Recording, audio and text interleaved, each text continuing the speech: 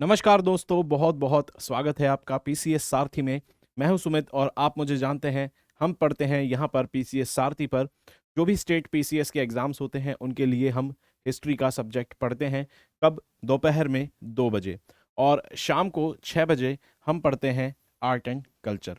तो 2 PM history और शाम को 6 बजे हम पढ़ते हैं क्या? Art and culture.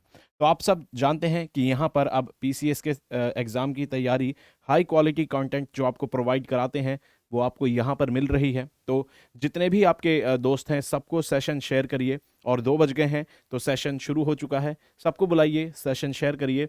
और दोस्तों, मैं उम्मीद करता हूँ कि आप लोगों ने अपने घर में जितने भी त्यौहार होंगे उनको बहुत ही अच्छे तरीके से मनाया होगा सभी लोगों के साथ। और आपने थोड़ी थोड़ी तैयारी अपनी पढ़ाई की भी जारी रखी होगी। ठीक है दोस्तों, तो आपने थोड़ी थोड़ी तैयारी भी की होगी। अ, इसी माध्यम से, जैसे फ़ोन के माध्यम से आप पढ़ लीजिए। ठीक है। ऐसे समय में दोस्तों सबसे बेस्ट होता है कि आप एमसीक्यूज़ लगाते रहिए और थोड़ी बहुत जो वीडियोज़ होती हैं उनको देखते रहिए। भले ही आप वीडियोज़ को 2x में या फिर 1.75x में देख लीजिए, लेकिन कुछ ना कुछ टच में बने रहिए। ठीक है दोस्तों, इसलिए सेशन से जुड़े रहिए। एटलीस्ट आपकी कुछ चीज़ दिन में कुछ ना कुछ कवर होता रहेगा। मैं जानता हूँ कि वो त्योहारों के समय पे कंटिन्यूटी बनाना थोड़ा मुश्किल होता है। और दोस्तों, एग्ज़ाम अगर निकालना है, एग्ज़ाम अगर सही से देना है, तो कंटिन्यूटी के नाम पर हमें बिल्कुल सब कुछ नहीं छोड़ देना है। थोड़ा थोड़ा कंटिन्यूटी के नाम पर एटलीस्ट कुछ तो करते रहना है। अगर त्योहार आ गए तो ज़रूरी नहीं कि सब चीज़ छोड़ दो और पूरी छुट्टी ले लें। ठीक है। तो शुरू करते हैं दोस्तों आज का सेशन। और आज का जो सेशन है हिस्ट्री में, वो हम बात करेंगे यहाँ पर महाजनपद। ठीक है दोस्तों, महाजनपद का जो समय था, जिस काल में बड़े बड़े शहर बनने चालू हुए इंडिया में, बड़े बड़े साम्राज्य आपको देखने को मिलेंगे।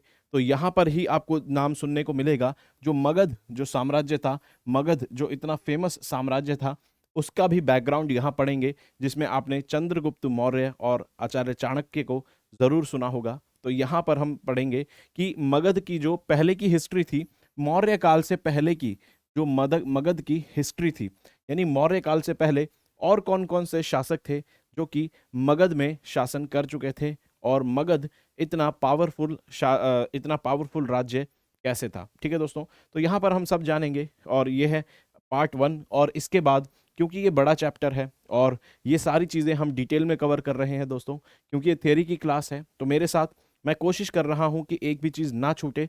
तो मेरा ध्यान है बिल्कुल सब्जेक्ट को होलिस्टिक और डिटेल में कवर करना। आपका चाहे पीसीएस का एग्ज़ाम हो, चाहे यूपीएससी का एग्ज़ाम हो, या फिर किसी भी स्टेट का एग्ज़ाम हो, अगर आपने यहाँ पर हिस्ट्री कर ली दोस्तों, थियोरी डिटेल में मेरे साथ, तो मुझे नहीं लगता कि आपको किसी भी बुक को पढ़ने की ज़रूरत है और अलग से कोई और लेक्चर लेने की ज़रूरत है। तो हम यहाँ पर डिटेल में कवर कर रहे हैं, तो इसीलिए कुछ वीडियोस होंगी, कुछ चैप्टर्स जो होंगे उनको हम कई पार्ट्स में कवर करेंगे, क्योंकि हम ऑलमोस्ट सारी चीज़ें कवर कर रहे हैं। तो शुरू करते हैं दोस्तों, जो है एज ऑफ महाजनपदाज, यानी कि जो जनपद काल था, जब जिस समय महाजनपद पैदा हुए इंडिया में, महाजनपद बने, बड़े बड़े साम्राज्य बने। नाम से ही पता लग रहा है कि महा यानी कि बहुत बड़े साम्राज्य की हम यहाँ पर बात करने वाले हैं। और वो समय कौन सा था, उस समय को ध्यान रखेंगे। 600 बीसी से 300 बीसी का जो समय है उसको बोलते हैं एज ऑफ महाजनपद, यानी कि महाजनपद का जो समय था वो है 600 से 300 बीसी। ठीक है दोस्तों, 600 से 300 बीसी। 1000 बीसी से 500 बीसी का जो समय था, लगभग इतना, इसको हम कहते हैं लेटर वैदिक काल। कौन सा? लेटर वैदिक काल या फिर उत्तर वैदिक काल। उत्तर वैदिक काल। ठीक है। और हम जानते हैं इससे पहले हमने क्या पढ़ा था दोस्तों? 1500 से 1000 बीसी तक का जो समय था उसको हम कहते हैं वैदिक काल। ठीक है दोस्तों, उसको हम क्या कहते हैं? उसको हम कहते हैं वैदिक काल। ये अच्छे से हम पढ़ चुके हैं। और इससे भी पहले, वैदिक काल से पहले जो समय था, यानी कि वैदिक काल से पहले समय था वैदिक काल, या फिर इसको ऋग वैदिक काल कह लीजिए, ऋग वैदिक काल कह लीजिए। ठीक है। तो ऋग वैदिक काल 1500 से 1000 बीसी का समय जो था वो था ऋग वैदिक काल। 1000 बीसी से 500 बीसी का जो समय था वो था लेटर वैदिक काल। ठीक है, यानी वैदिक काल का जो आखिरी समय था, वैदिक काल का जो अंतिम समय आने वाला था लगभग उसकी यहाँ पर बात की जाती है। और उसके बाद जो अगला हम पढ़ते हैं, जो काल अगला पढ़ते हैं, जो इतिहास में अगला समय जो इम्पोर्टेंट है वो है 600 से 300 बीसी, जिसको हम महाजनपद, ठीक है दोस्तों, महाजनपद काल के नाम से जानते हैं। और इसके बाद आप देखेंगे कि 300 बीसी के बाद का जो समय है उसको हम मौर्य काल में पढ़ेंगे। किसमें? मौर्य काल में पढ़ेंगे। तो देखिए, मौर्य मगध जो थे, मौर्य जो थे उनका शासन भी कहाँ था? मगध में था। मौर्य का शासन भी मगध में था। मगध की हिस्ट्री यहाँ जानेंगे, लेकिन मौर्य शासन को हम इस लेक्चर में कवर नहीं करेंगे, उसको डिटेल में करेंगे, क्योंकि मौर्य साम्राज्य खुद में बहुत विशाल है। इसकी बहुत जानकारी इतिहास में अवेलेबल है, हमारे पास उपलब्ध है, तो इसीलिए इसको हम डिटेल में स्टडी करेंगे। ठीक है, तो यहाँ पर हम कर रहे हैं महाजनपद काल। टाइमलाइन मैंने आपको बता दी है, इसका ध्यान बिल्कुल पूरी तरह से रखेंगे। चलिए ठीक है दोस्तों, तो टाइमलाइन आपको समझ आ गई है। इससे पहले अगर वैदिक काल से पहले हमने क्या पढ़ा था? हड़प्पा। हड़प्पा की टाइमलाइन क्या थी? हड़प्पा की टाइमलाइन थी लगभग 3500 से 1500 बीसी तक। ठीक है, 3500 से 1500 बीसी। ठीक है दोस्तों, 1500 बीसी से 1000 बीसी पे चले, फिर यहाँ से 1000 से 500 और अब यहाँ आ गए। और इसमें एक इंपॉर्टेंट बात याद रखेंगे कि जो हमारा लेटर वैदिक काल था, जो हमारा लेटर वैदिक काल था, यहाँ पर आपको देखने को मिलेगी खोज हुई किसकी? लोहे की। ठीक है, 1000 बीसी जो थी, 1000 बीसी के समय लोहे की खोज हुई। और लेटर वैदिक काल में हमें देखने मिला लोहे की खोज होने की वजह से हथियार बनने लगे। लोहे की खोज होने की वजह से लोहे का जो हल था, पहले हल लकड़ी का इस्तेमाल होता था, अब जो हल होगा लेटर वैदिक काल में, जो हल इस्तेमाल होना शुरू हुआ वो शुरू हुआ किसका? लोहे का।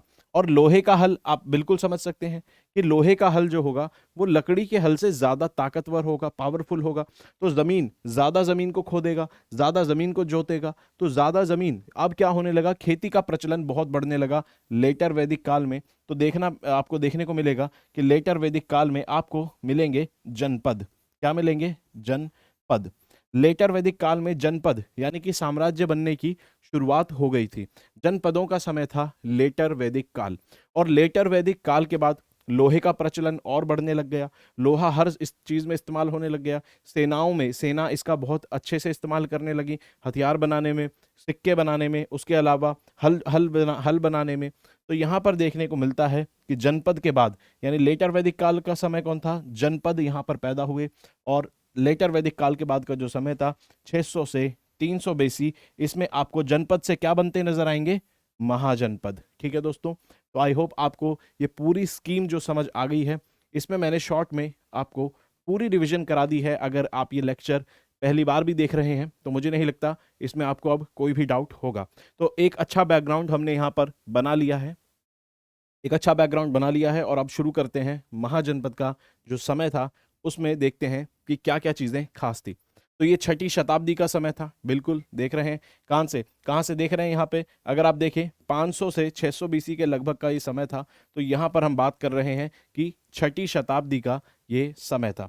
लगभग 6ठी शताब्दी में शुरू होता है क्या? एज ऑफ महाजनपद, जिसको हम सेकेंड अर्बनाइजेशन भी कहते हैं, यानी कि सेकेंड अर्बनाइजेशन इसको कहते हैं। द्वितीय यहाँ पर शहरीकरण हम इसको कहते हैं।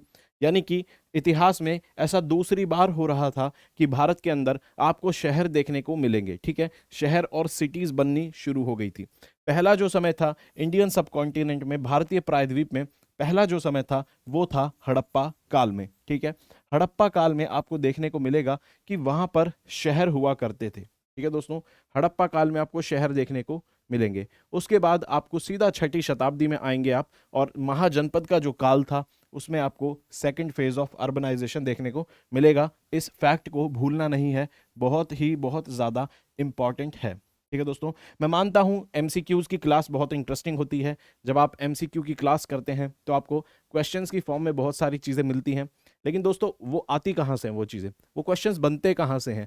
अगर आप सोर्स को पकड़ लेंगे, अगर आप सोर्स को बिल्कुल पकड़ लेंगे तो एमसीक्यूज आपके लिए बहुत आसान हो जाएंगे। ठीक है, तो थ्योरी की क्लास बहुत ध्यान से सुनिए, और उसके बाद एमसीक्यू की क्लास में आपको मज़ा आने लगेगा। एमसीक्यू की क्लास आपको टेस्ट करने के लिए बन जाएगी, सेल्फ एनालिसिस के लिए बन जाएगी, ना कि कुछ नया सीखने के लिए। और बात होती भी यही है कि जो एमसीक्यूज होते हैं वहां पर आप खुद को टेस्ट करते हैं, ठीक है दोस्तों, ना कि कुछ नया सीखने के लिए जाते हैं। वो बात अलग है कि आप उसमें नया सीखते जरूर हैं, इंसान हर जगह सीखता है, लेकिन आपका जो मोटिव होना चाहिए एमसीक्यू में वो होना चाहिए कि मैं वहां पर खुद को टेस्ट करूं। और पढ़ाई कहां से करूं? वो मैं करूं थियोरी से, ठीक है दोस्तों, थियोरी की क्लास। तो फिर कुछ बचेगा नहीं। क्वेश्चंस कहां से बनते हैं? क्वेश्चंस थियोरी से बनते हैं। एग्जामिनर क्वेश्चंस कहां से बनाएगा? एग्जामिनर जब पेपर आपका लेगा एग्जाम में भी, तो वो क्वेश्चन थियोरी से ही बनाएगा। वो एमसीक्यू उठा के उनके क्वेश्चन तो बनाएगा नहीं। वो कहां से बनाएगा? किताब में जाएगा, सोर्स में जाएगा और वहां से क्वेश्चन बनाएगा। तो इसीलिए हम सोर्स पर अटैक कर रहे हैं, हम सोर्स को पढ़ रहे हैं। और कहाँ देखने को मिलता है महाजनपद का विकास? कहाँ पर महाजनपद बने? आपको मिलेंगे जो गंगा नदी का क्षेत्र है, जो गंगा नदी का जो क्षेत्र है उसके आसपास आपको देखने को मिलेगा। जैसे अगर बात करें वैदिक काल की बात करें तो वैदिक काल में आपको कहाँ देखने को मिलेगा? सप्त सिंधु रीजन। कौन सा? सप्त सिंधु रीजन वैदिक काल में मिलेगा। सप्त सिंधु रीजन के आसपास आपको देखने को मिलेंगे जो सेटलमेंट्स थी। और जो अगर आप देखेंगे लेटर वैदिक काल, तो लेटर वैदिक काल में आपको कुरु पंचाल रीजन दिखेगा। कुरु पंचाल रीजन, ठीक है। लेटर वैदिक काल में कहाँ पर रहते थे लोग? कुरु पांचाल रीजन में। और वैदिक काल में सप्त सिंधु रीजन में लोग रहते थे। और यहाँ पर आपको देखने को मिलेगा कि गंगा जो नदी का क्षेत्र है, एक बहुत विशाल जो क्षेत्र है, उसके आसपास लोग आपको देखने को मिलेंगे, ठीक है दोस्तों। चलिए, तो यहाँ पे देखते हैं कि बहुत ज़्यादा फर्टाइल ज़मीन थी और जहाँ पर लोहे का प्रोडक्शन होता था, यानी जहाँ पर लोहे का उत्पादन होता था, उस जगह के करीब आपको महाजनपद जो है वो देखने को मिलेंगे। तो जैसे मैंने आपको शुरुआत होते ही, जैसे हमने शुरू करा था लेक्चर, तो उसी में मैंने आपको लोहे की इंपॉर्टेंस, लोहा कितना ज़रूरी रहा है महाजनपद और जनपदों के विकास में, ये मैंने आपको बता दिया था। तो यहाँ पर आपको समझना होगा कि महाजनपद जो है वो जहाँ लोहा मिलता था उस क्षेत्र के आसपास इनका विकास हुआ, ठीक है दोस्तों। चलिए, और यहाँ पर आप देखिए कि आयरन जो था वो यूज होने लगा कहाँ पर? खेती करने में। तो और किस चीज में मेन इस्तेमाल हुआ? जो फॉरेस्ट थे, ठीक है। यानी कि लोहा, अगर आप देखें, अगर एक शहर का विकास होना है, अगर कहीं पर शहर बसाना है, तो क्या होगा? तो सबसे पहले आपको जो जंगल की जमीन है वो उसको साफ करना होगा। जब जंगल की जमीन को आप साफ करेंगे तभी उस पर खेती हो सकती है और तभी उस जगह पर एक शहर बन सकता है। तो अगर आपको चाहे खेती करनी हो, चाहे आपको शहर बसाना हो, दोनों ही केसेस में आपको जंगल की जमीन को साफ करना होगा, ठीक है दोस्तों। दोनों ही केसेस में आपको जंगल की जमीन को साफ करना होगा और उसके लिए आपको कुछ मजबूत आपको औजार चाहिए होंगे जो कि आपको आयरन से मिलेंगे। तो जब आयरन का विकास हुआ तो इंसान ने बड़े पैमाने पर जंगलों की सफाई करी, उनको रहने लायक बनाया और वहां पर शहर और खेती का विकास हुआ, ठीक है दोस्तों। तो अगर आपको देखें तो सबसे ज्यादा लोहे का इस्तेमाल किस लिए हुआ? जंगलों की सफाई करने में। और यहाँ पर जब महाजनपद बनने लगे, साम्राज्य बड़े बड़े बनने लगे, तो आपको देखने को मिलेगा जब हम लेटर वैदिक और वैदिक काल की, जब वैदिक काल की बात करते हैं हम, ठीक है दोस्तों, जब हम वैदिक काल की बात करते हैं तो वैदिक काल में हमने देखा था कि जो लोग होते थे वो किस तरह से रहते थे। उनका एक जो ग्रुप होता था उसको क्या कहते थे? लोगों का जो ग्रुप होता था वो होती थी ट्राइब, ठीक है। ट्राइब के प्रति लोग ज्यादा समर्पित थे और ट्राइब को हम क्या कहते थे? जन, ठीक है दोस्तों। ट्राइब को हम कहते थे जन। तो वहां पर जो लोग होते थे वो अपनी ट्राइब, यानी कि अपने जन, जो उनका ट्राइब होता था, उससे ज्यादा अटैच होते थे, ना कि वो किसी राजा या किसी एक जमीन के बड़े टुकड़े या फिर किसी पॉलिटिकल या राजनीतिक भूभाग से। आप समझ रहे हैं मेरी बात? अगर कोई राजा है, कोई अगर मान लीजिए किसी ट्राइब का कोई मुखिया है, तो उस व्यक्ति की, जो उस ट्राइब का पार्ट है जो व्यक्ति, उसका जो समर्पण है वो उस राजा या फिर उस ट्राइब के मुखिया के प्रति उतना नहीं होगा जितना उसकी खुद की एक ट्राइब एज ए होल उसके लिए होगा, ठीक है। तो हमें देखने को मिलता है कि वैदिक काल में जो लोग होते थे उनका जो समर्पण होता था वो अपनी ट्राइब के लिए होता था। लेकिन जब महाजनपद की बात आती है, जब महाजनपद की बात आती है तो हमें ये बदलाव देखने को मिलता है कि यहाँ पर साम्राज्य बड़े बड़े हो गए थे। तो जो लोग थे उनका अब जो समर्पण था, जो उनका भाव था, मेन जो अटैचमेंट था, जो उनका अलिजियंस था, वो लॉयल्टी जो थी वो किसके लिए हो गई थी? वो अपनी ट्राइब से ज़्यादा, अपनी ट्राइब से ज़्यादा जो उनका जो साम्राज्य हुआ करता था, भले ही राजा हो या ज़मीन का जो भूभाग है जिसको हम पॉलिटिकल एंटिटी कहते हैं, जो साम्राज्य हुआ करता था उसके लिए वो लोग ज़्यादा समर्पित समर्पित दिखने लगे। अगर आज भी अगर बात करें, हम भी अगर आज के समय की बात करें, तो आप देखेंगे कि यहाँ पर इंडिया में अगर बात की जाए तो लोग देश के प्रति ज़्यादा समर्पित होते हैं, देश के प्रति ज़्यादा उनका भाव होता है रादर देन अपनी ही खुद की ट्राइब या अपनी ही किसी जाति के प्रति। आपको ऐसे भी एक्सेप्शन मिलेंगे जहां पे लोग अपनी जाति के प्रति देश से ज़्यादा भाव रखते हैं।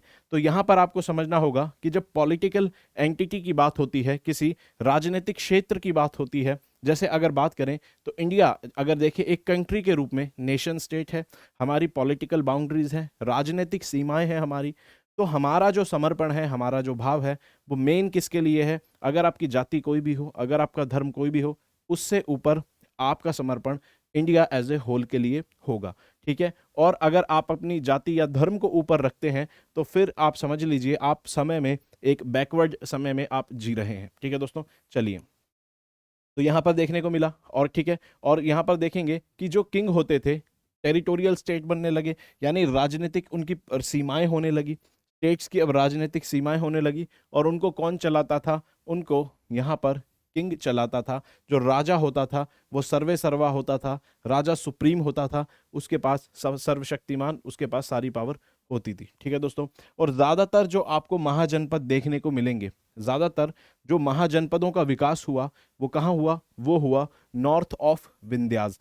यानी कि अभी मैं डिस्कस करूंगा आपसे, आप यहाँ पर भी देख सकते हैं गंगा बेसिन में।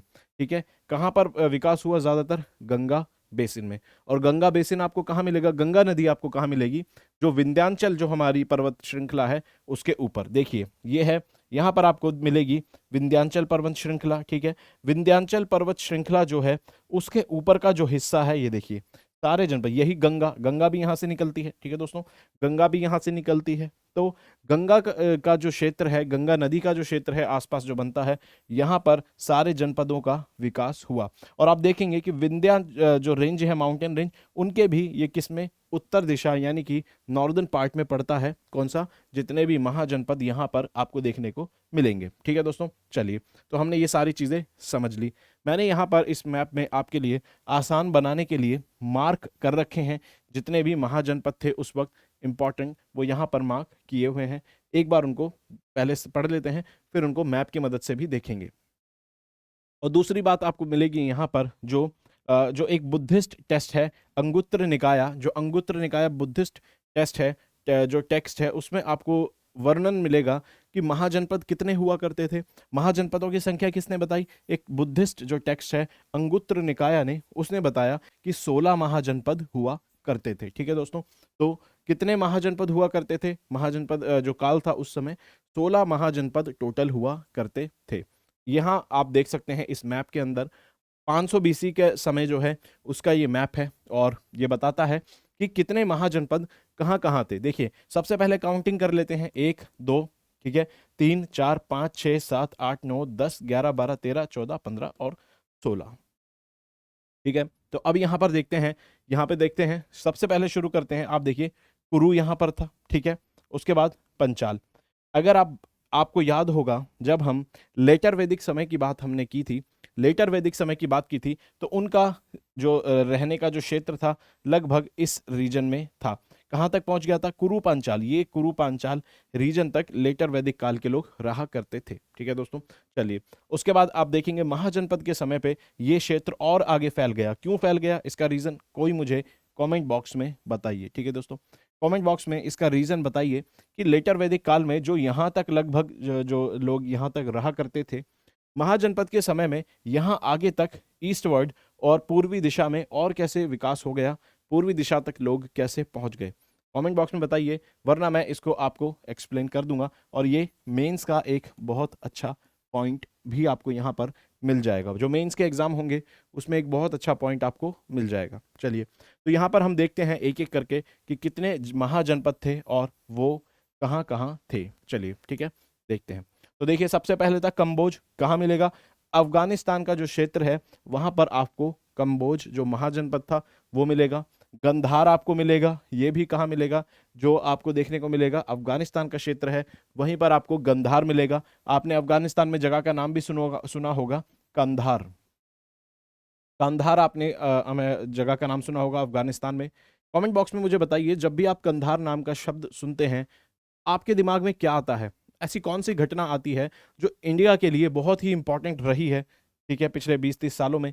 और कंधार आपको जगह के नाम से कौन सा ऐसा मोमेंट आता है जो पिछले 20 सालों में इंडिया के लिए बहुत इंपॉर्टेंट रहा है? ठीक है दोस्तों, तो कंबोज आपको एक महाजनपद मिलेगा अफगानिस्तान में, कंधार मिलेगा अफगानिस्तान में, कुरु जो है, ठीक है, अगर आप देखेंगे ये हरियाणा के लगभग के आसपास का क्षेत्र मिलेगा आपको, ये आपको कुरु मिलेगा, ठीक है। पंचाल फिर यहाँ पर तीसरा चौथा महाजनपद मिलेगा। उसके बाद कोसाला, मल्ला और व्रज्जी, ठीक है। तो कुरु, पंचाल, कोसाला, मल्ला, व्रज्जी याद रखेंगे। कुरु, पंचाल, कोसाला, मल्ला और व्रज्जी, ऐसे धुन बना लीजिए याद करने की, कुरु, पंचाल, कोसाला, मल्ला और व्रज्जी, ठीक है। उसके बाद यहां से फिर आएंगे वापस, ठीक है, यहां से चलते गए कंबोज, गंधार, ठीक है, कुरु, पंचाल, कोसाला, मल्ला, वृज्जी, और उसके बाद यहां से वापस आएंगे अंग, ठीक है, जो अंग राज्य है, जो अंग महाजनपद था वो यहां पर था। उसके बाद यहां पर बढ़ेंगे तो मगध आएगा जो कि सबसे ज्यादा इंपॉर्टेंट है। मगध जो यहाँ पर महाजनपद था ये सबसे ज्यादा इंपॉर्टेंट है। बिहार का जो क्षेत्र है लगभग यहाँ पर आपको देखने को मिलेगा कि क्या मिलेगा आपको, मगध साम्राज्य, बिहार का जो क्षेत्र है वहां देखने को मिलेगा। मगध से आगे बढ़ेंगे तो काशी आएगा, काशी आपको आज भी देखने को मिलता है दोस्तों, वाराणसी, काशी, ये वही काशी है, ठीक है। तो मगध से आगे चलेंगे इधर और काशी मिलेगा।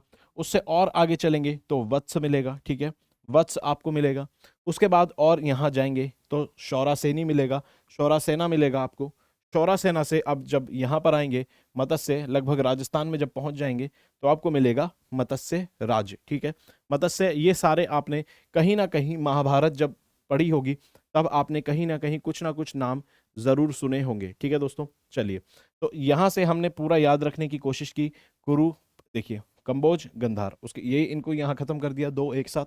उसके बाद कुरु, पंचाल, कोसाला, मल्ला, व्रज्जी, ठीक है, अंग, मगध, काशी, वत्स, सौरासेनी और मत्स्य।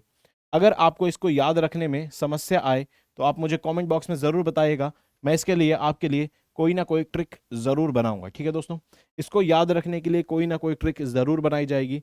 अगर आपको याद रखने में समस्या है तो बिल्कुल बताइए, लेकिन आपको याद होने चाहिए कि 16 महाजनपद जो थे उनके नाम क्या थे, ठीक है। 16 महाजनपद के नाम आपको याद होने चाहिए, मैप में लोकेशन पता होनी चाहिए। वो मैप में पूछ लेता है कि इनको उत्तर से दक्षिण, पूर्व से पश्चिम, ऐसे किसी डायरेक्शन में लगाइए, ठीक है। और हो सकता है वो मैप के अंदर आपको लोकेशन देके भी पूछ सकता है। अगर आप पुराने पेपर उठाएंगे तो आपको मिलेगा कि उन्होंने इस पर क्वेश्चन बनाए हुए हैं, ठीक है दोस्तों। तो यहाँ पर देखिए, फिर यहाँ पर मिलता है एक छेदी, ठीक है, एक छेदी यहाँ पर महाजनपद मिलता है। अवंती बहुत इंपॉर्टेंट है, अवंती, और यहाँ पर मिलेगा अस्माक, ठीक है। चलिए, और एक इंपॉर्टेंट जो बात आपको याद रखनी है कि मैक्सिमम कहाँ पर है, नॉर्थ में। जो विंध्यास यहाँ पर आपको पर्वत श्रृंखला मिलेगी, जो विंध्यांचल पर्वत श्रृंखला है उसके उत्तरी दिशा में ज्यादातर आपको मिलेंगे कौन से, सारे महाजनपद मिलेंगे। लेकिन लेकिन एक महाजनपद ऐसा है जो आपको कहाँ मिलेगा, जो विंध्यांचल के जो दक्षिण दिशा है, यानी कि विंध्यांचल के जो साउथ डायरेक्शन है, उसमें आपको एक महाजनपद देखने को मिलेगा, और वो कौन सा है, वो है अस्माक, ठीक है दोस्तों। नाम याद रखेंगे, अस्माक जो महाजनपद है वो आपको विंध्यांचल की साउथ डायरेक्शन यानी कि दक्षिण दिशा में देखने को मिलेगा, ठीक है। और ये भी याद रखेंगे मगध जो है उसके यहाँ पर पूर्व में आपको अंग देश, अंग राज्य आपको मिलेगा। तो इसको बिल्कुल सीक्वेंस में याद रखिए आप, बहुत इंपॉर्टेंट है, आपको पता होने चाहिए। यहाँ पर हमने पढ़ लिए 16 महाजनपद कौन कौन से थे, मैप की मदद से भी। एक बार ये टेबल देख लीजिए, इस टेबल में आपको इंपॉर्टेंट जो भी इंपॉर्टेंट महाजनपद हैं, एटलीस्ट कम से कम उनकी तो आपको कैपिटल पता होनी चाहिए, उनकी राजधानी आपको पता होनी चाहिए।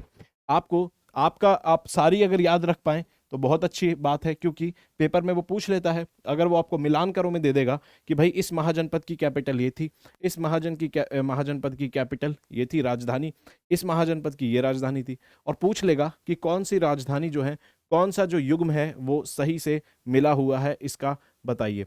तो आपको यहाँ पर देख सकते हैं कि जो कैपिटल्स हैं, जो राजधानी है महाजनपदों की, वो याद होनी चाहिए।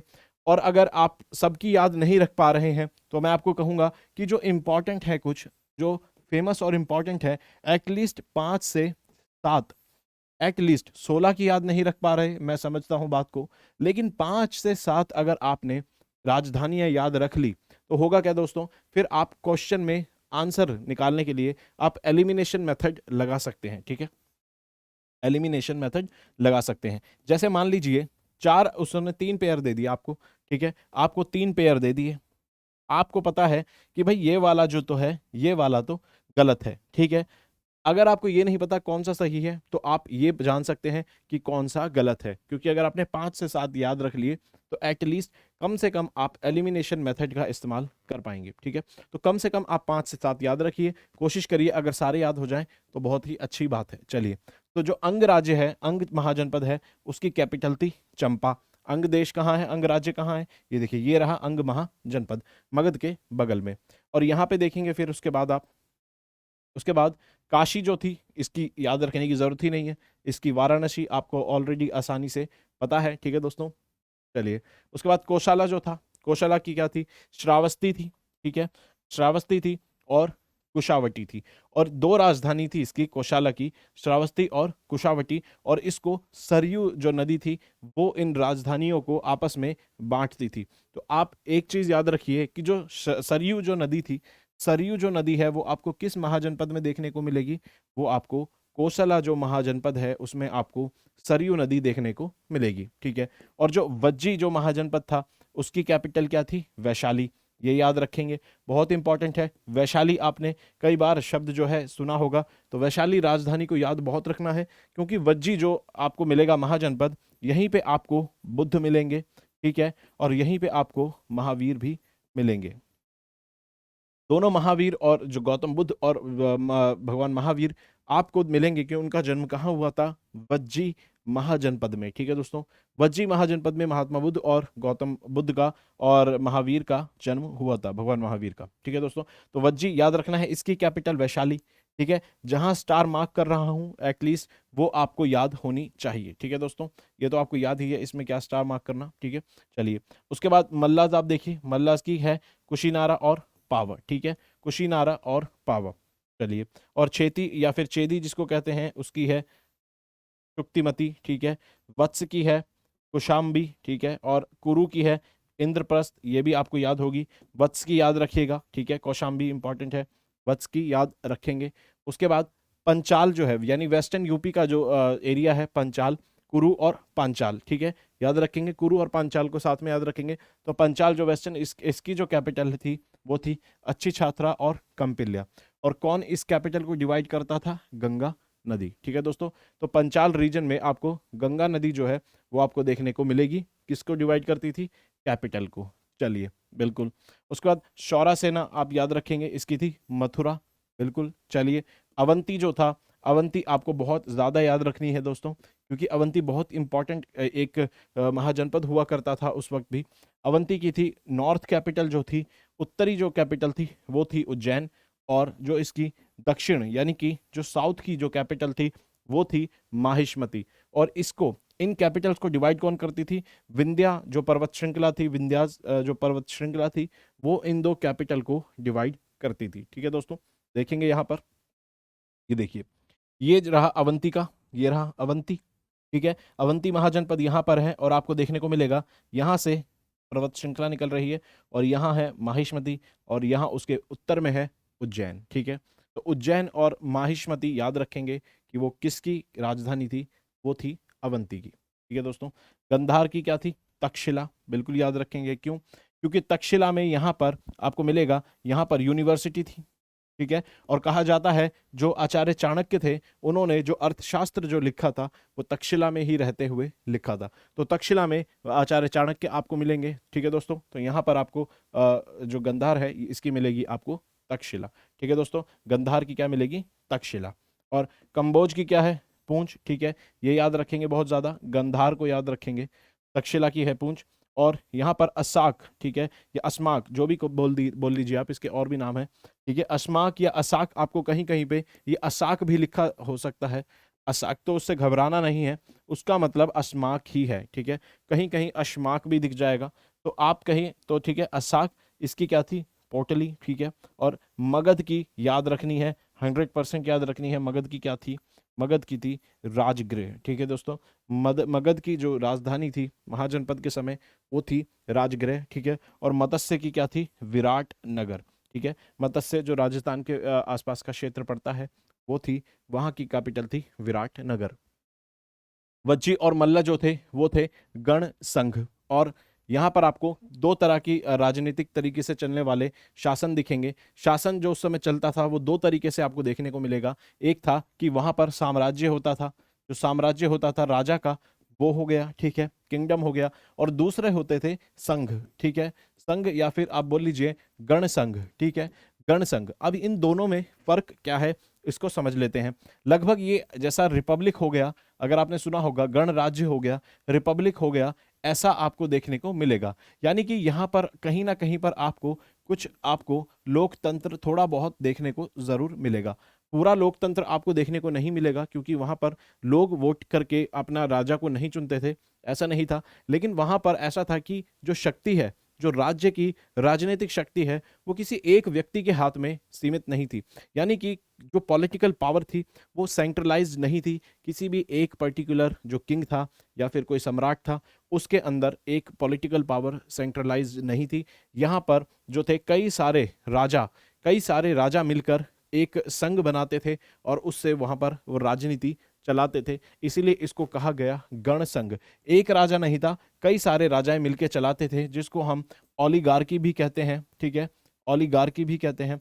ओलिगार्की मतलब एक से अधिक लोगों का जहां पर शासन हो उसको हम ओलिगार्की कहते हैं। ठीक है दोस्तों, तो यहां पर आपको देखने को मिलेगा कि एंशियंट इंडिया के अंदर महाजनपद के समय में आपको ऐसे भी साम्राज्य देखने को मिलेंगे जहां पर जो पॉलिटी थी, जो राजनीति थी, वो एक व्यक्ति के हाथ में ना केंद्रित होकर, एक व्यक्ति के हाथ में ना सेंट्रलाइज होकर, कई सारे लोग मिलकर भी उसको चलाते थे और इंपॉर्टेंट और अहम फैसले लेते थे। तो कुछ ना कुछ आपको डेमोक्रेसी और रिपब्लिक जैसा आपको देखने को मिलेगा एंशियंट इंडिया में जरूर। और उसी वक्त साथ साथ गणसंघ के साथ साथ आपको ऐसे साम्राज्य भी देखने को मिलेंगे जहां पर एक ही व्यक्ति, एक ही राजा के हाथ में पूरी राजनीतिक और पॉलिटिकल पावर होती थी। जैसे उसका एग्जाम्पल है मगध। ठीक है दोस्तों, मगध में एक ही राजा यानी कि साम्राज्य होता था और उसमें राजा के पास ही सारी पावर होती थी। ठीक है, चलिए।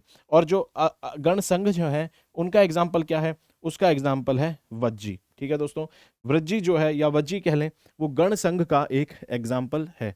देखिए वज्जी कहाँ है मैप में, ये रहा। ठीक है, यहाँ आपको मिलेगा वज्जी, ये आपको देखने को मिलेगा। ये क्या था, एक गण संघ था। वज्जी क्या था, गण संघ था, गण और संघ था। ठीक है, लेकिन मगध जो था वो एक साम्राज्य यानी कि एक किंगडम था, जो कि एक राजा उसको चलाता था। तो यही बात यहाँ पर लिखी है। ठीक है, और यहाँ पर क्या होता था कि गण जो था, एक गण के अंदर कई सारे राजा, जैसे हमने बताया, अलग अलग जातियों से, अलग अलग ट्राइब से आते थे, कई सारे वंश के राजा होते थे। एक ही वंश का वहां पर व्यक्ति उत्तराधिकारी नहीं बनता था कि भाई एक पर्टिकुलर वंश का, एक ही पर्टिकुलर क्लैन का व्यक्ति वहां पर अगला उत्तराधिकारी बनेगा, ऐसा नहीं होता था। वहां पर जो थे अलग अलग लोग मिलके, कई सारे लोग मिलके, वहां पर कई सारे राजा मिलके फैसला और डिसीजन लेते थे। ठीक है दोस्तों, चलिए। तो यहाँ पर देख लेते हैं, इंपॉर्टेंट क्वेश्चन बना के आपको दे सकता है पेपर में कि गणसंघ और जो किंगडम है उसके अंदर क्या डिफरेंस हुआ करता था 16 महाजनपद में, एंशियंट इंडिया में गणसंघ और किंगडम में क्या डिफरेंस होता था जब महाजनपद काल चल रहा था। तो गणसंघ में आप देखेंगे जो इंपॉर्टेंट, जो सबसे अहम जो ऑफिस होता था, ठीक है, जो पद होता था राजा का, वो हेरिडिक्टरी नहीं होता था। ठीक है, हेरिडिक्टरी यानी कि वंश के अनुसार नहीं चलेगा, वंशवाद के हिसाब से अगला उत्तराधिकारी नहीं मिलेगा, उत्तराधिकारी यहाँ पर वंश के हिसाब से नहीं मिलेगा। जबकि जो किंगडम है, साम्राज्य में, यहाँ पर एक सेंट्रलाइज गवर्नमेंट होती थी, केंद्रित शासन होता था। और यहाँ पर आपको देखने मिलेगा कि एक ही वंश का व्यक्ति आगे चल के, राजा का बेटा ही आगे चल के राजा बनता था। ठीक है, और देखेंगे पावर जो होती थी किसमें, एक व्यक्ति में होती थी या फिर पूरी एक राज जो परिवार होता था, एक राज परिवार, या फिर एक व्यक्ति के अंदर पावर देखने को मिलेगी। लेकिन यहाँ पर आपको मिलेगा कि ऐसा नहीं होता था। ठीक है, और यहाँ पर जो भी व्यक्ति शासन करता था उसको गणपति या गणराज कहा जाता था। और जो पावर होती थी गणराज, गण व्यक्ति की, जैसे यहाँ देखा किंगडम में उसके एक ही व्यक्ति के पास पावर होती थी या एक ही परिवार के पास पावर होती थी। यहाँ पर देखने को मिलेगा कि एक काउंसिल यानी कि एक परिषद होती थी, एक परिषद होती थी, वो यहाँ पर इम्पॉर्टेंट फैसले लेती थी, और उस परिषद में कई अलग अलग जातियों के और क्लैन के, कई अलग अलग समुदाय के जो मुखिया होते थे वो बैठते थे। ठीक है दोस्तों, चलिए, तो आपको यहाँ देखने को मिल गया। उसके बाद अब बात करते हैं यहाँ आगे। ठीक है, तो यहाँ पर देखेंगे कि ट्राइबल ऑर्गेनाइजेशन जो था, ठीक है, जो गण था, एक गण था, उसके अंदर ट्राइबल ऑर्गेनाइजेशन आपको ज़्यादा देखने को मिलेगा। यानी कि जो व्यक्ति थे उनका अपनी जो जाति थी, अपना जो जो ट्राइब थी, उनका जो उनकी ट्राइब या क्लैन होती थी उसके प्रति वो ज़्यादा समर्पित होते थे। ठीक है, जबकि यहाँ पर आपको ऐसा नहीं मिलेगा। यहाँ पर वो ज़्यादा किसके लिए, किंगडम, साम्राज्य के लिए लोग आपको समर्पित दिखेंगे। चलिए, उसके बाद आप देखें कि यहाँ पर जो गण है, जो गण और संघ है, ये आपको हिमालय, यानी हिमालय के फुट हिल्स में देखने को मिलेंगे। मैप भी अगर आप देखें तो वृज्जी आपको कहाँ मिलेगा, वृज्जी और मल्ल। वृज्जी और मल्ल दो गण संघ के एग्जाम्पल हैं, और वो आपको कहाँ देखने को मिलेंगे, ये है हिमालय। ठीक है दोस्तों, देखिए साफ कर देता हूँ इसको, थोड़ा इजी हो जाएगा समझने के लिए। ठीक है, चलिए देखते हैं।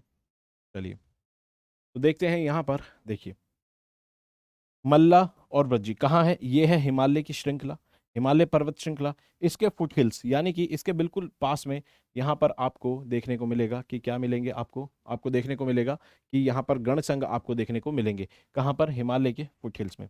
लेकिन जहाँ पर गंगा का जो क्षेत्र है, गंगा का जो बड़ा क्षेत्र है, वहाँ आपको देखने को मिलेंगे किंगडम, जैसे कि एग्जाम्पल मगध। ठीक है, गंगा का जो मैदानी इलाका है वहाँ आपको किंगडम देखने को मिलेगा। ठीक है दोस्तों, चलिए, तो गण गण संघ हमने देखा कहाँ पे मिलेंगे आपको, हिमालय के फुट हिल्स में, और ये आपको गंगा का जो क्षेत्र है, साम्राज्य, वहाँ देखने को मिलेंगे। उसके बाद इंपॉर्टेंट जो है, यहाँ पर रिप्रेजेंटेटिव गवर्नमेंट्स होती थी, यानी कि सरकारें जो होती थी वो एक व्यक्ति नहीं लेता था फैसला, मुखिया होते थे अलग अलग समुदाय के, वो फैसले लेते थे, उनकी परिषद होती थी, वो फैसले लेते थे। तो यहाँ पर रिप्रेजेंटेटिव गवर्नमेंट होती थी। ठीक है, उसके बाद यहाँ पर आप देखेंगे कि डिस्कस किए जाते थे मुद्दे, मुद्दों को डिस्कस किया जाता था, जहाँ पर वो बैठते थे आकर मुद्दों को डिस्कस करते थे, जिस जगह पर बैठते थे, जैसे आज संसद होती है, संसद में जो मुद्दे हैं उनको डिस्कस किया जाता है। तो उस समय यहाँ पर एक संठ, आप देखेंगे संथग्रा, यहाँ पे संथग्रा के नाम से आपको देखने को मिलेगा। ऐसा एक जगह, ऐसी एक बिल्डिंग होती थी जहां पर परिषद आकर बैठती थी और अहम फैसले लेती थी। ठीक है दोस्तों, और गणपूरक यहाँ पर एक ऑफिसर होता था, गणपूरक यहाँ पर एक ऑफिसर होता था जो ये देखता था कि क्या लोगों का जो संख्या है वो ऑफिस को, यानी काम को चलाने के लायक है, काम को जितना किया जाना चाहिए उसके लिए लोग पर्याप्त हैं। सभा बुलाई गई है तो इसमें इतने लोग आ गए हैं कि जिससे अब सभा का काम आगे बढ़ाया जा सके। तो यहाँ पर जो सभा का जो कोरम होता था वो कौन इंश्योर करता था, गणपूरक। और पॉलिटिकल पावर यहाँ पर सेंट्रलाइज होती थी, ऑलरेडी बता दिया। और यहाँ पर परिषद एंड सभा, ठीक है, यहाँ पर राजा के पास भी एक सलाहकारों की सभा होती थी, राजा के पास भी सलाहकार होते थे, उसको यहाँ पर कहा जाता था कि परिषद और सभा होती थी। वो क्या करते थे, राजा को सलाह देते थे। ठीक है दोस्तों, यहाँ पर फर्क है, यहाँ पर परिषद इंपॉर्टेंट डिसीजन लेती थी, फैसले लेती थी परिषद, यहाँ पर परिषद क्या करती थी, राजा को सलाह देती थी। ठीक है, आपको बात समझ आई, ठीक है, चलिए।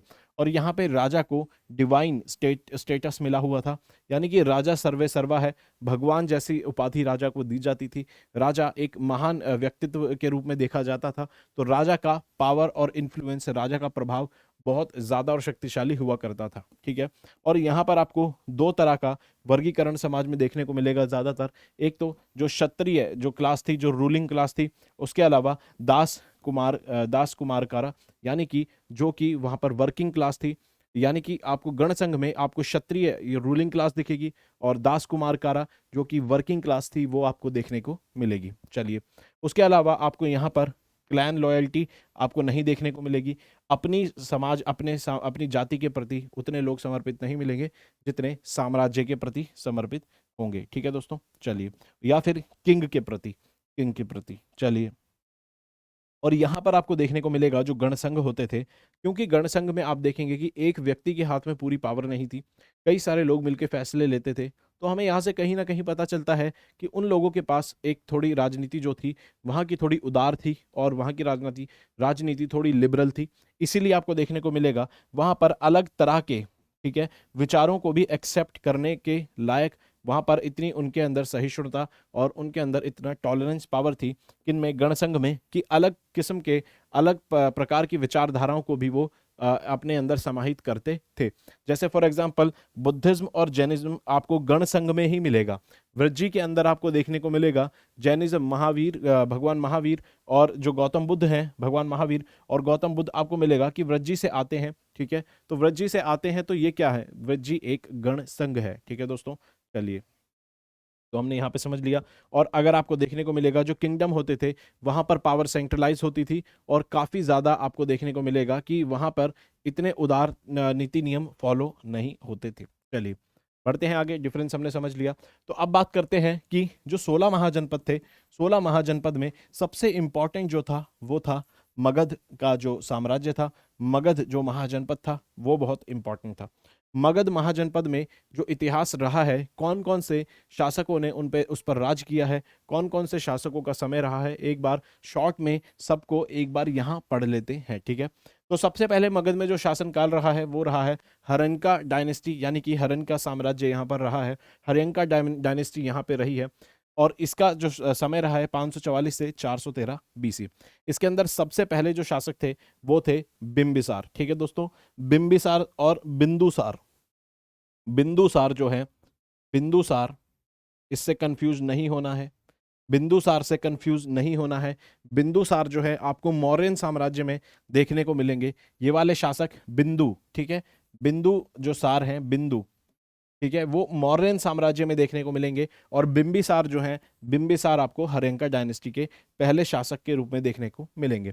ठीक है, तो इसके जो फाउंडर थे शायद वो इनके दादा हो सकते हैं बिंबिसार के, ये कंफर्म नहीं है। लेकिन जो साम्राज्य को बड़ा करना और सही मायनों में अगर साम्राज्य को किसी ने स्थापित किया था तो वो थे बिंबिसार। ठीक है दोस्तों, 544 से 492 बीसी। उसके बाद बुद्ध और महावीर, भगवान महावीर और बुद्ध किसके समय में उनके वहां पर देखने को मिलेंगे इतिहास में, वो आपको बिंबिसार, यानी कि बिंबिसार जो थे वो समकालीन थे, किनके समकालीन थे, समकालीन थे भगवान महावीर और गौतम बुद्ध के।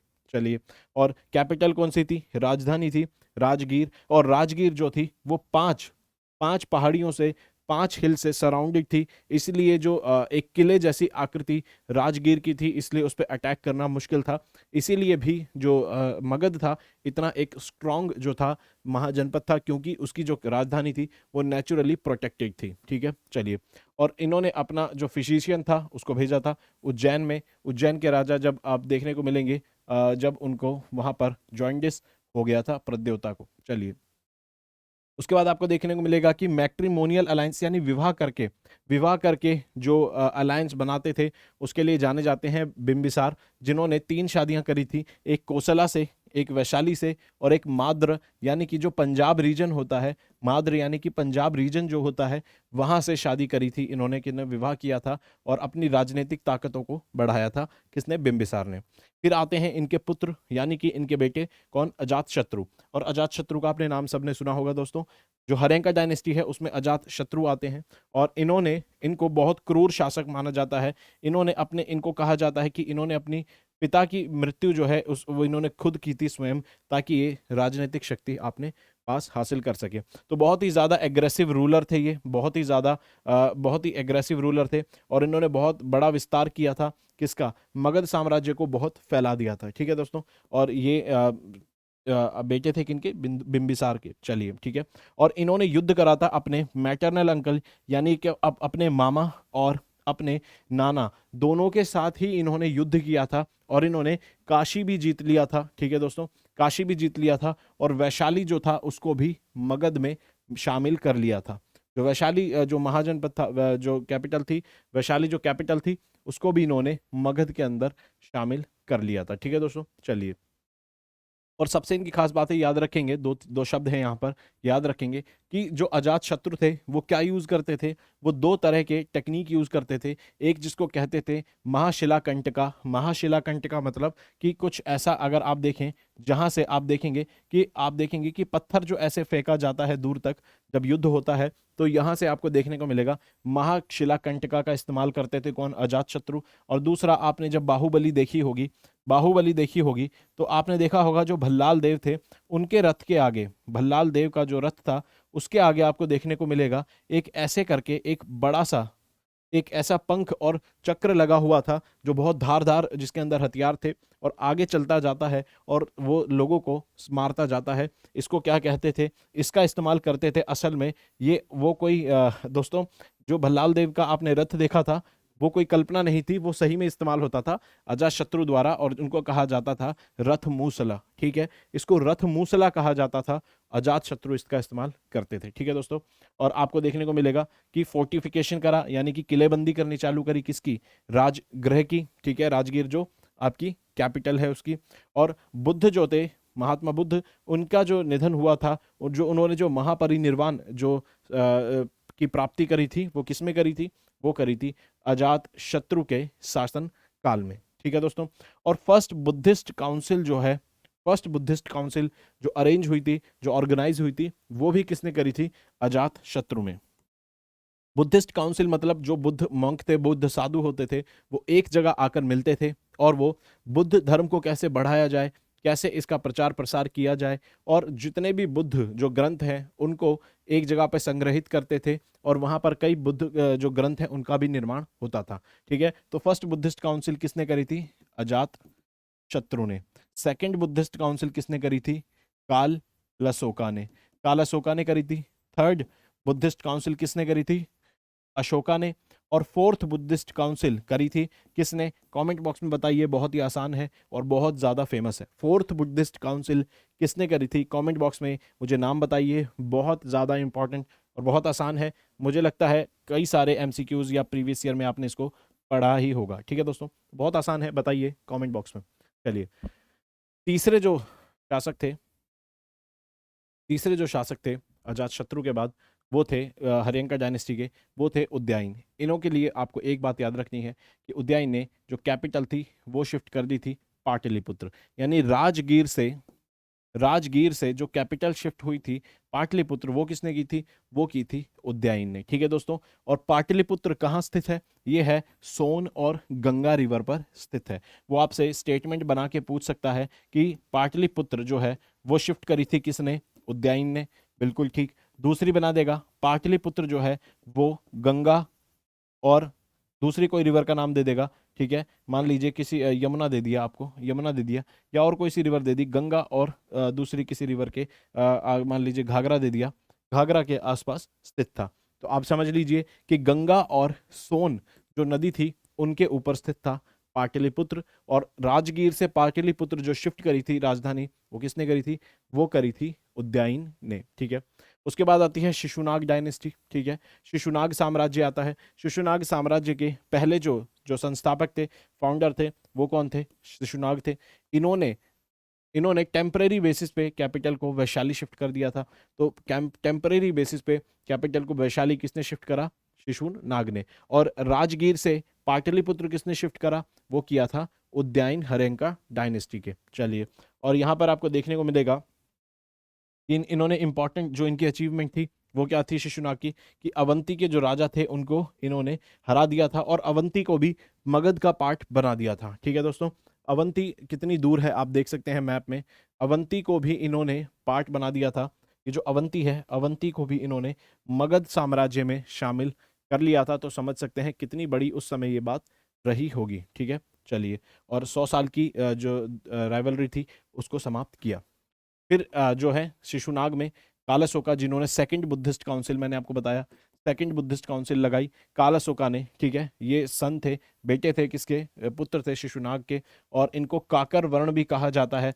याद रखेंगे कि काकर वर्ण किसे कहा जाता था, वो कहा जाता था कालाशोका को। ठीक है, के से काकर वर्ण और के से कालाशोका। ठीक है, तो आप इसको याद रखेंगे। ठीक है, के करके आप याद रख सकते हैं दोस्तों। ठीक है, के नाम से आप याद रख सकते हैं। तो कालाशोका को काकरवर्ण कहा जाता था। ठीक है, तो यहाँ पे सेकंड बुद्धिस्ट काउंसिल किसने लगाई थी, काल अशोका ने, ऑलरेडी हम समझ चुके हैं। ठीक है, फिर बात आती है नंद डायनेस्टी की। सबसे पावरफुल जो डायनेस्टी थी वो थी नंद डायनेस्टी। मौर्य साम्राज्य से पहले मगध में सबसे पावरफुल थी नंद डायनेस्टी, और इसके संस्थापक थे जो सबसे पहले आपको देखने को मिलेगा वो थे महापद्म नंद, जिनको उग्र सेना भी कहा जाता था। बिल्कुल याद रखेंगे, ये शब्द जो होते हैं बहुत याद रखेंगे। काकर वर्ण हो गया, उग्र सेना हो गया, और उसके अलावा रथमूसला का मतलब क्या होता है, ठीक है, तो ये सब आप देखेंगे कि ये आपको याद रखना है। तो उग्रसेना कहा जाता था महापद्म नंदा को, और उसके अलावा ये एक नॉन क्षत्रिय कास्ट से आते थे, नॉन क्षत्रिय कास्ट से बिलोंग करते थे। तो पहला कोई साम्राज्य ऐसा था जो नॉन क्षत्रिय, जो क्षत्रिय राजा ना होकर कोई दूसरा जो राजा हो, दूसरी जाति से जो आता हो, तो पहले नॉन क्षत्रिय राजा जो थे वो कौन थे? वो थे महापद्मनंद। आपको ध्यान रखना होगा क्योंकि पहले नॉन क्षत्रिय ये राजा थे। ठीक है, इनको अधर्मिका भी कहा जाता है। ठीक है, नंद डायनेस्टी के जो राजा थे इनको अधर्मिका भी कहा जाता था। ठीक है, और इनको अन्नतकुला भी कहा जाता था क्योंकि इनका जो वंश है वो कहाँ से चलता आ रहा है इसकी जानकारी क्लियर कट नहीं है। तो इसमें इनका पता नहीं कि इनकी जानकारी, इनका जो वंश है आगे कहाँ से बढ़ता आ रहा है, तो इनका जो पुरानी जनरेशन है उसकी जानकारी नहीं है, इसलिए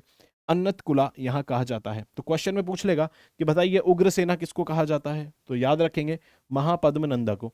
अन्नतकुला किसे कहा जाता है? जो नंद डायनेस्टी के लोग होते थे उन्हें अन्नतकुला कहा जाता है। और जो नॉन क्षत्रिय पहले जो राजा थे वो कौन थे? वो यहाँ पर आपको मिलेंगे महापद्म नंदा थे। ठीक है, और पहले एम्पायर बिल्ड, मतलब एक होता है कि बहुत बड़ा साम्राज्य बना लेना, एक तरह से चक्रवर्ती जिसे बोलते हैं कि आपका ही शासन है और वहां पर कोई आपके, सब लोग आपके अधीन है, सारे राजा आपके अधीन है डायरेक्टली और इनडायरेक्टली। तो ऐसे को बोलते हैं, यहाँ पर एम्पायर बना लिया था और जिसको एकारत, यानी कि एक ही राजा का शासक था, तो एकारत स्थापित की थी महापद्म नंद ने। ठीक है, उसके बाद सर्व शत्र अंतका भी कहते हैं इसे, सर्व शत्र अंतका इन्हें कहा जाता था महान पद्मनंदा को। सर्व शत्र अंतका यानी कि जितने भी क्षत्रिय थे आसपास राजा, जितने भी आसपास राजा थे उनको इन्होंने खत्म कर दिया था, उनको सबको अपने अधीन कर लिया था, इसलिए इनको सर्व शत्रंत का भी कहा जाता है। ठीक है, और इन्होंने क्या किया था ये याद रखना है कि कलिंगा जो था उसको भी अपने अधीन कर लिया था, और वो वहां से जो जैन मूर्ति होती है उसको एक जीत की ट्रॉफी के लिए, जीत के पुरस्कार के रूप में उठा के ले आए थे। ठीक है दोस्तों, तो महापद्मनंदा ने क्या किया था, जो वहां पर एक जैन मूर्ति होती है उसको वो एक पुरस्कार के रूप में अपने साथ उठा के ले आए थे। किसमें? मगध से, जब उन्होंने आक्रमण किस पे किया था? कलिंगा पे। तो कलिंगा और मगध का आप देखेंगे, तो कलिंगा और मगध का आपको देखने को मिलेगा कि पुराना ही आपको देखने को मिलेगा कि यहाँ पर युद्ध चलते रहते थे, और राजा अशोका के समय पे भी युद्ध देखने को मिलेंगे। फिर दूसरे इंपॉर्टेंट जो राजा हैं जो आपको देखने को मिलेगा नंद डायनेस्टी के, वो हैं धनानंद। तो धनानंद जो थे लास्ट रूलर थे, इंपॉर्टेंट, लास्ट इंपॉर्टेंट। ठीक है, इसके बाद भी रहे होंगे लेकिन ये लास्ट इंपॉर्टेंट रूलर थे, राजा थे किसके? नंद डायनेस्टी के। ठीक है दोस्तों, नंद डायनेस्टी के लास्ट इंपॉर्टेंट रूलर थे, और इनकी बहुत बड़ी आर्मी होती थी। ठीक है, और अलेक्जेंडर ने जो अटैक किया था, जब अलेक्जेंडर इंडिया की तरफ बढ़ रहा था, तो कहा जाता है कि वो जो धनानंद थे, धनानंद के शासन काल के समय पे यहाँ पर आक्रमण करने की कोशिश की थी। किसने? अलेक्जेंडर ने इंडिया की तरफ। ठीक है, चलिए उसके बाद आप देखेंगे कि इन्वेंशन ऑफ नंदोपकर्णी। ठीक है, नंदोपक्रमाणी का जो आपको मिलेगा यहाँ पर, जो इन्वेंशन मिलेगा वो किसने किस समय हुई थी? वो धनानंद के समय हुई थी। और नंदोपक्रमाणी जो था वो क्या होता था दोस्तों? वो एक मेजरिंग स्टैंडर्ड यानी कि मानक के रूप में इस्तेमाल होता था, और यहाँ पर आपको देखने को मिलेगा वो धनानंद के समय पे आपको देखने को मिलेगा। ठीक है, चलिए, और यहाँ पर आपको देखने को मिलेगा कि ये जो थे काफ़ी ऑप्रेसिव रूलर थे, यानी कि काफ़ी ये भी क्रूर शासक थे, और यहाँ पर काफ़ी हैवी टैक्सेस ये लगाते थे अपनी जनता पर, अपनी जनता पर काफ़ी हैवी टैक्सेस लगाते थे, इसलिए इनको क्रूर शासक के रूप में भी देखा जाता है। इसके बाद इतिहास जानते हैं लोग सब, ये बहुत ही इंपॉर्टेंट घटना थी। जो धनानंद थे, जो धनानंद थे जो धनानंद थे उनको, ठीक है, उनको अपने शासन से हटा दिया था। किसने? चंद्रगुप्त मौर्य ने। और किसकी मदद ली थी? आचार्य चाणक्य की। तो धनानंद को उनके गद्दी से हटाने के लिए किसने प्रण लिया था? आचार्य चाणक्य ने, और उसके लिए चंद्रगुप्त को उन्होंने तैयार किया। और बाद में आप देखेंगे जब मौर्य साम्राज्य की जो नींव डलती है उसमें आप देखेंगे धनानंद का एक बहुत इंपॉर्टेंट रोल रहा है। तो अब इसके बाद जो इंपॉर्टेंट शासक है वो कौन है? वो है, शासन जो है वो है मौर्य साम्राज्य। ठीक है दोस्तों, तो मौर्य साम्राज्य को हम डिटेल में अलग से पूरी एक क्लास में कंप्लीट करेंगे। आई होप आपको पूरी क्लास समझ आई होगी। इसमें हमने जो 16 महाजनपद थे वो पढ़े, महाजनपद कैसे डेवलप हुए वो समझा, और उसके बाद हमने देखा कि जो मगध जो इम्पोर्टेंट एक महाजनपद था उसका इतिहास क्या रहा है मौर्य साम्राज्य से पहले।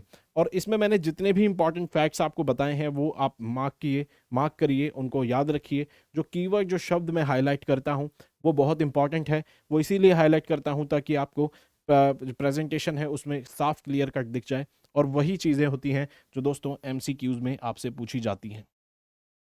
क्वेश्चन में एमसीक्यूज में यहीं से आपसे क्वेश्चन बनाए जाते हैं। ठीक है दोस्तों, तो ये था पूरा लेक्चर। आई होप आपको समझ आया होगा और आपने एंजॉय किया होगा। अगर आपको वीडियो अच्छी लगी तो चैनल को सब्सक्राइब कीजिए और वीडियो को लाइक शेयर ज़रूर कीजिए और पढ़ते रहिए दोस्तों। अपना ख्याल रखिए। धन्यवाद।